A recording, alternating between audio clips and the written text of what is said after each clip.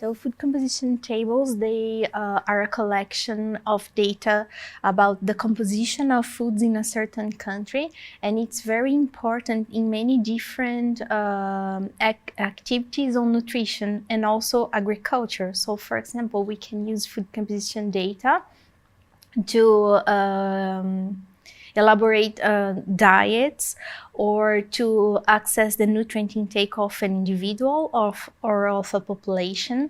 And these data can be used to establish dietary recommended intakes or for research linking nutrient consumption with this disease, or also to establish food-based dietary guidelines. So many activities that will lead to programs and policies on nutrition and health and food security also.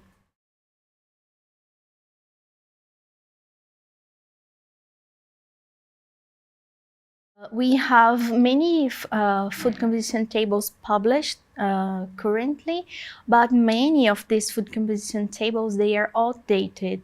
So meaning that they don't represent the foods that are currently consumed in a certain country. And also many of these food composition tables, they don't include a lot of analytical data, and they also don't include recipes or cooked foods or foods, fortified foods, and also foods from the biodiversity of a certain country, so they don't actually reflect the foods that are actually consumed.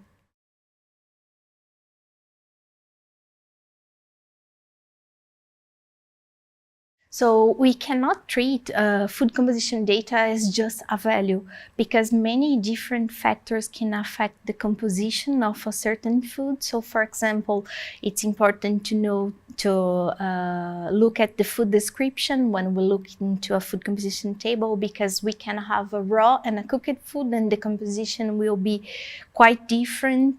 We also have different component definitions, so different definitions for calculating the total of a vitamin, for example, which will result in different in the amount that we have in the declared in the database. We also have different recipe calculation procedures. We have problems with the quality of the data itself, and we also have variations according to the biodiversity. So foods with different varieties or cultivars may have different composition also. So it's important that the users, they don't use values just like values. They need to know what's behind the information that we have in a food composition table.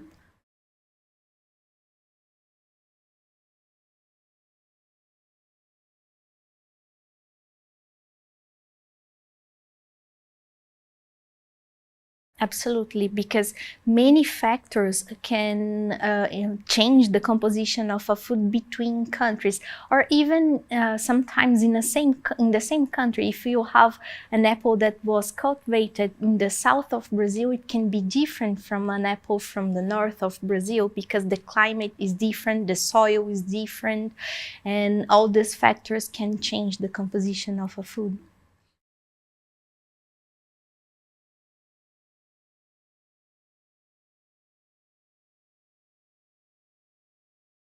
I believe that it doesn't have, because as I said, many factors can change the composition of a food. So for example, the selection of the cultivars or varieties that are grown in a country, they are most of the times they are based on the yield of the variety or the cultivar.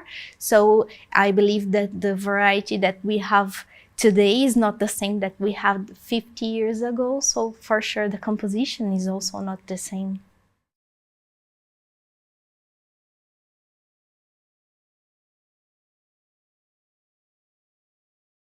It's very important that countries recognize the importance of having a national food composition table based on data from their own country, since it changes, like I said, it changes between countries.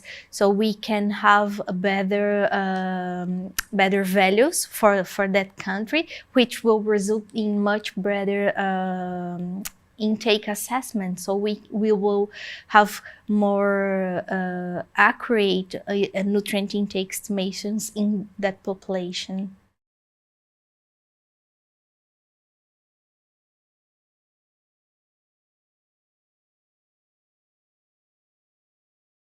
It's very important that the food composition table includes also the foods as they are consumed. So normally we don't consume raw foods. We don't eat raw cereals or raw pulses. We eat it cooked, or we eat it as part of a recipe. So it's important that food composition tables also include this type of data, and also the processed foods. It's very important to include processed foods, since they represent a great part of the foods that are consumed in a country.